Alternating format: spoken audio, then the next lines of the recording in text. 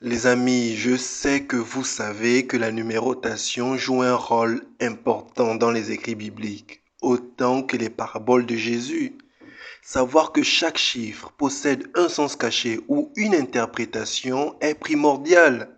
Par exemple, quand Dieu nous parle, parfois il ne se répète pas, mais quand il se répète, disons 2 fois par exemple, cela aussi veut dire quelque chose de très important.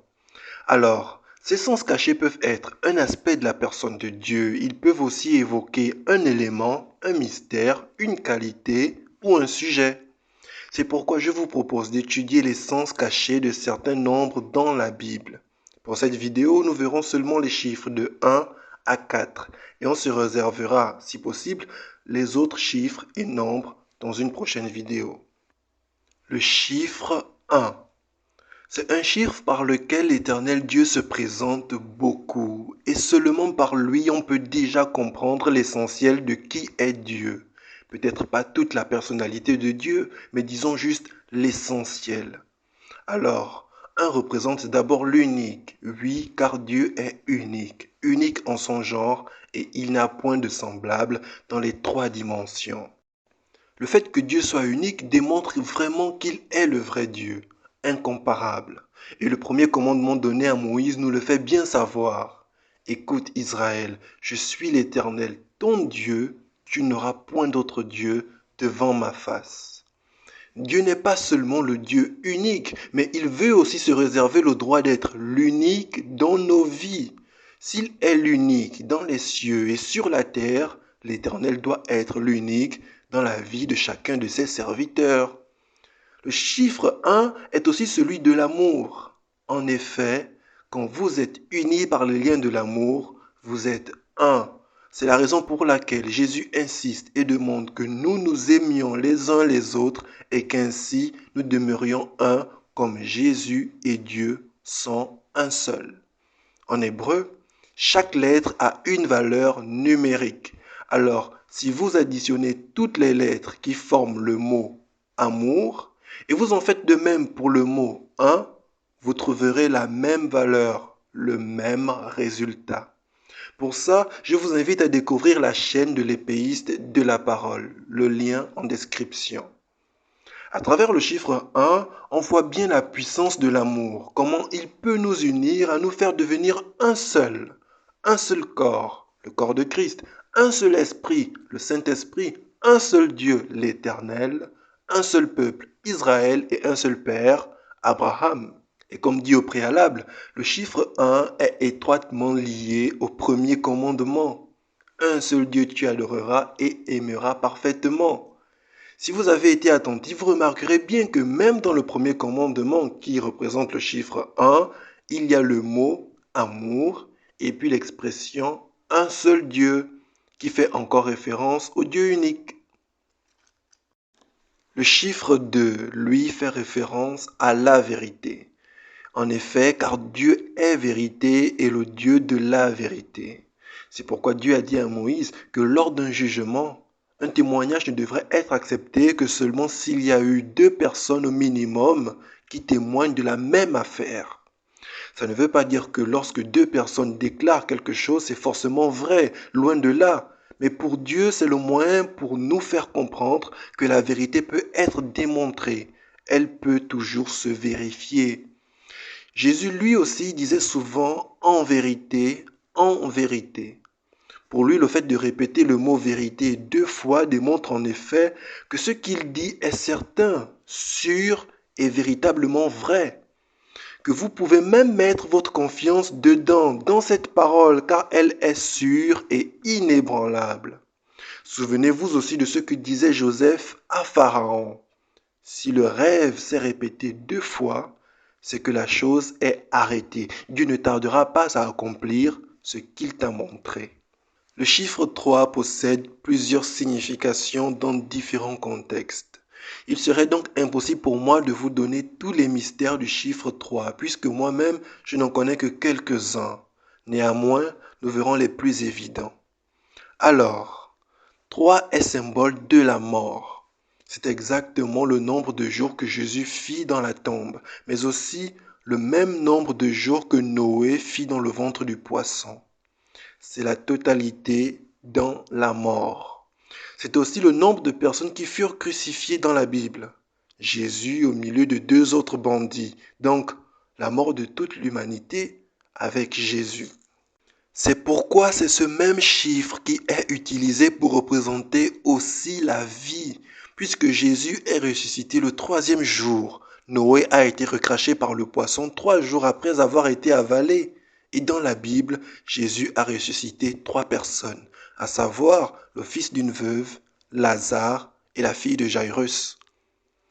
3 représentent donc la lumière après les ténèbres, la vie après la mort.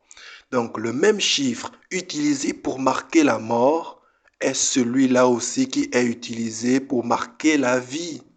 Vous remarquerez aussi bien que c'est dans le chapitre 3 de l'évangile de Jean que Jésus nous dit que Dieu a tant aimé le monde qu'il a donné son Fils aimé pour que celui qui croit ne meure pas. Seulement dans ce verset, la mort et la vie sont bien expliquées. Jésus doit mourir pour que nous ayons la vie en croyant en lui, mais pas seulement le verset 16 de ce chapitre 3. Un peu plus haut, toujours dans ce même chapitre 3, Jésus parle à Nicodème de nouvelle naissance, qu'il faut mourir pour renaître. Un autre argument, c'est qu'après la destruction de la terre par le déluge, ce sont les 3 fils de Noé qui l'ont repeuplée. Aussi, puisque Ève avait perdu son deuxième fils et que le premier avait été chassé de devant la face de l'Éternel Dieu à cause de son crime, c'est donc par son troisième fils, Seth, que nous avons la vie aujourd'hui en Jésus-Christ. La sainteté de Dieu est aussi représentée par ce même chiffre, car les anges que Ésaïe avait vus se disaient les uns aux autres, « Saint, Saint, Saint est l'Éternel des armées ». Il se le répétait 3 fois, ce qui laisse donc comprendre que 3 est aussi le chiffre de la sainteté et de la purification. Pour ce qui concerne le chiffre 3, je m'arrête là. Toutefois, si l'un d'entre vous a quelque chose à ajouter dessus, je serais curieux de le découvrir dans les commentaires. Le chiffre 4, à quoi nous renvoie-t-il? Bibliquement, le 4 est la représentation du monde. Elle représente l'Occident, l'Orient, le Septentrion et le Midi. En d'autres termes, c'est le Nord, le Sud, l'Est et l'Ouest. Il s'agit donc des nations, des peuples de la Terre et de la Terre elle-même. D'autres diront même que c'est le cosmos. C'est pourquoi, si vous faites très attention dans certains passages bibliques tels que ceci, Apocalypse 7, verset 1, « Après cela, je vis 4 anges debout aux 4 coins de la terre. Ils retenaient les 4 vents de la terre, afin qu'ils ne soufflât point de vent, ni sur la terre, ni sur la mer, ni sur aucun arbre. » Marc chapitre 13, verset 27 nous dit ceci. « Alors il enverra des anges, et il rassemblera les élus des 4 vents, de l'extrémité de la terre jusqu'à l'extrémité du ciel. » Daniel nous dit par contre ceci dans le chapitre 7 au verset 2. « Je regardais pendant ma vision nocturne, et voici, les 4 vents des cieux firent irruption sur la grande mer. » Alors, pour ne citer que ces 3 versets, on voit combien le chiffre 4 a toujours représenté les 4 vents, les 4 coins de la terre et des peuples. Mais pas que, parce que le chiffre 4 parle aussi du témoignage. Alors, comme pour le chiffre 3, c'est un chiffre qui a de nombreuses significations, en fonction du contexte bien sûr. Il évoque un témoignage basé sur la vérité, d'où 4 est égal à 2 fois 2. Il ne s'agit pas d'un témoignage humain, absolument pas, mais d'un témoignage que seul peut donner Dieu, au-dessus de la vérité et du témoignage que peut rendre un homme.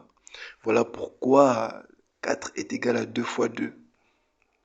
4 est aussi le nombre d'évangiles que Dieu le Père nous a présentés pour témoigner de la mort et de la résurrection de Jésus-Christ d'entre les morts, pour nous donner le salut. Mais c'est aussi le témoignage que Dieu rendit à Shadrach, Meshach et Abednego, après qu'ils aient démontré leur fidélité au Dieu véritable.